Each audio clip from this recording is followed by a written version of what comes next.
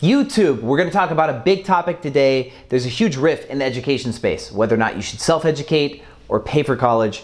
And now, as a millionaire college dropout of music school who owns a few businesses, you'd expect one answer from me, but I'm not going to give you that. It doesn't matter if you go to college, you actually shouldn't kind of line, because that's what a lot of people in my position might tell you. I'm going to give you a good objective full version of whether or not you should go to college, starting with my one regret that I miss, the opportunity missed from not going to college. We're going to start there, and by the end of the video, I'm going to talk to you about what you should study in college if you do go to college, the one thing that you need to make sure you do while you're in college, and then if you don't go to college, for you guys, we're going to talk about some things that you could surprisingly learn better by not going to college. And that way you can go as far as possible in both scenarios. That decision ultimately will be yours. My name's Sean Rocky Geach. This is Airbnb Automated. And let's jump right in.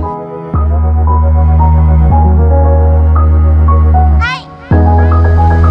All right, so welcome back, Airbnb family. So yes, I dropped out of music school. I ended up going homeless after that. Was not super fun. And the key to me getting out of homelessness and becoming successful was education. I remember one of the most pivotal moments of my journey of self-education, because I did not do it in college, was I was at a Bank of America and I was getting one of my accounts closed because I defaulted because I was poor and broke and my idea failed. And the business banker reached off of his shelf and grabbed this book and said, "Hey, it looks like you need some help. Here, read this. This is one of our corporate required reading materials, and I think that you're going to find it valuable. Let me give you that book to read." And the book was called The Leadership Pipeline. And surprisingly, it was a hugely helpful book. And it taught me that I failed as a business manager or a sales manager because I was a successful salesperson and I wasn't trained to change my stripes per se before moving into management. It was a big deal. So now I did get some things from college that I still utilized as a business owner. I did get some advantages. And that actually leads me to talking about my one biggest regret from college is that I don't have a mentor from college and I didn't make a lot of relationships. I did not do the networking that college provides you. You get to reach up to academic professionals, best in class, and you can learn from them and make relationships with them. I have friends that when they needed a favor to get a job or for other things too, they'd call a professor that they're chummy with from when they were in their senior year in college, and they asked that guy or girl like, "Hey, can you help me out here? I need some pull." And that professor would do them a favor. That's huge. People helping you out when you're trying to make it in the world is a big part of getting successful. A lot of times you can't just do it completely on your own. So that's the one thing I really regret not having, was the ability to reach up and pull things down that I couldn't reach on my own from networking. Now, I do have some advantages from networking, even for the year and a half that I was there. One of my best hires in media press was a guy that I lived in the same dorms of, and he came and he was working for me in Houston. And then one of my best friends, still a hugely influential part of my life, I met him in college, and I'm actually writing a book on my life between 2006 and 2016, and he plays a crucial role in that book that I'm writing. So networking is big. Now, I did learn some things. We're going to be doing some videos on the psychology of success and the sociology, psychology courses I took, and there's a wellness course. I learned some stuff in those courses or those college classes that have really helped reinforce my mental fortitude that allowed me to become successful. So college has helped me. It did not provide me zero education, but I definitely learned most of my come up as a business owner. Most of what I knew or know now to become successful, I read on my own or I watched on YouTube. YouTube's great. So let me get to the cons of college in that case, right? We know what the pros are according to me. Now, the cons is that they make you take a major. And it's not that taking a major is necessarily bad, but they're instilling in you something that is false. This is something that they're not telling you in college that you need to understand, which is in order to be successful now, because the world is changing so quickly, you need to become a generalist, right? You need to generalize your knowledge. You should not just become a psychology major or a business major or a finance major. That alone won't do it. You can become the best. And you can make a lot of money. There's a little bit of space at the very top, like at the top of finance, work for Goldman Sachs or something. But even when you become the best at one thing, you are still just a piece of the puzzle. The master gunnery sergeant in the military still reports to the general. Make sense? The general runs everybody. The master gunnery sergeant still reports to him. That's a huge point to take here. So what would I study in college if I went back? I would still take music courses. I have a passion for music. I would love to continue my education in music. But if I wanted to be successful, To generalize, I would still take psychology and sociology. Those were helpful.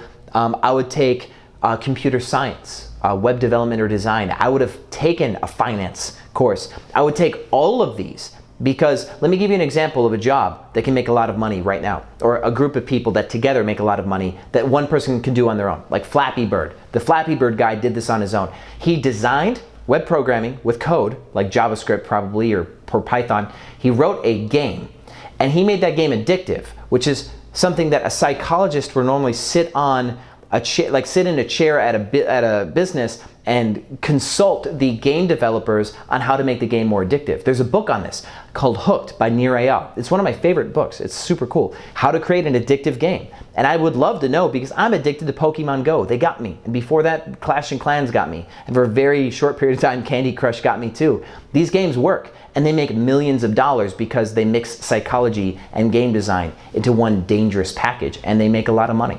So if you understand both concepts and bring them together, boom, new business, right? So marketing. Remember when email was big? If any of you guys are old enough, I mean, I was super young when email was big and everybody opened all their emails. Well, nobody opens their emails anymore. Text message is the new game. And now we're starting to get text message marketing.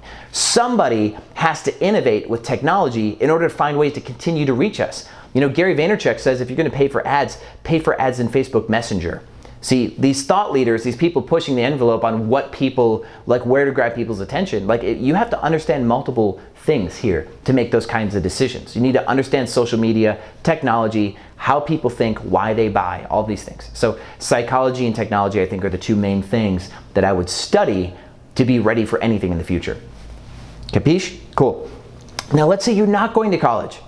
Right? If you're not going to college, I hope you've learned this already. The one thing that you don't have is networking and mentorship. Fix that immediately. One of my friends here in Dallas, his name is Brooks. He's super good at this. He's made his way off of meeting people who are like more successful than him, who are where he wants to be, and providing them value and getting his come up by providing value to powerful people and mattering to powerful people. He's super good at that. If you can learn to network, you can make it, all right? Now, you also have the skills. You need to have the skills to provide value, and that's where the self-education comes in. You can learn to code without going to college, and it's a lot easier to learn to code without going to college. You know, Google won't ask you if you have a college degree. They don't care anymore. They actually will check something called a GitHub repository.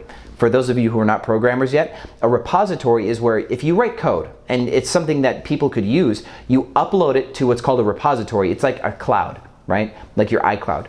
But other people have access to it, like a Dropbox. And people can use your GitHub repository and download documents that you've made, and they can use those. Google will field like the world of GitHub to see who's contributing constantly, and they'll be checking what's called their code base, right, which is the code that they wrote, to find out who's really good at programming. And they will try to recruit these people.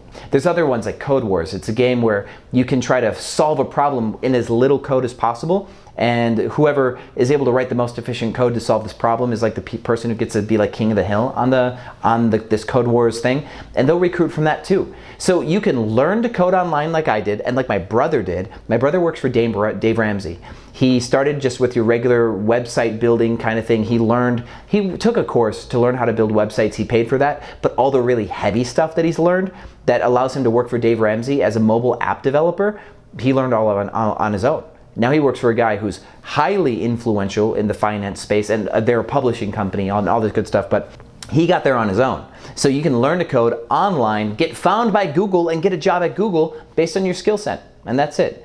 You should also get a sales job. Please, people, learn to negotiate, learn to talk to people, because so much of us are in our phones, because we're stuck here all the time. How much interpersonal time do we all get? We're all super alone. If you can learn to sell like one-on-one, face-to-face, talk to people, make friends, make a connection, like evangelize a product and get somebody to like something or get somebody to like an idea, you can make a ton of money because nobody's doing it.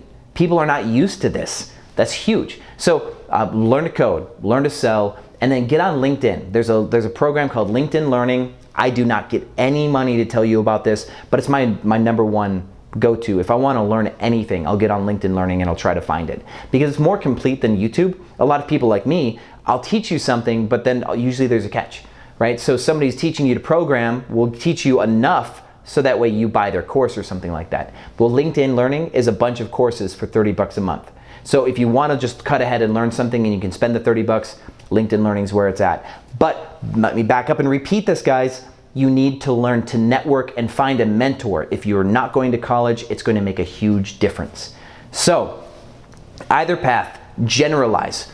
Interdisciplinary studies, liberal arts majors, something like that if you're going to college, and focus on making friends with the professors and finding people in your graduating classes and 1 year up, 1 year down, whoever you can, that will matter to you when you're an adult. You'll need those connections when you're older. And if you're self-educating, you get a head start, right? You can jump in the workforce faster than college. So just find a way to, in that 4 years, get farther than a college graduate can start, right? Get farther in the workplace than a college graduate gets to start in 4 years, and you're already coming out ahead. So thanks for watching Airbnb Automated. If you appreciate this kind of knowledge, hit the like button. More people need to hear this kind of stuff.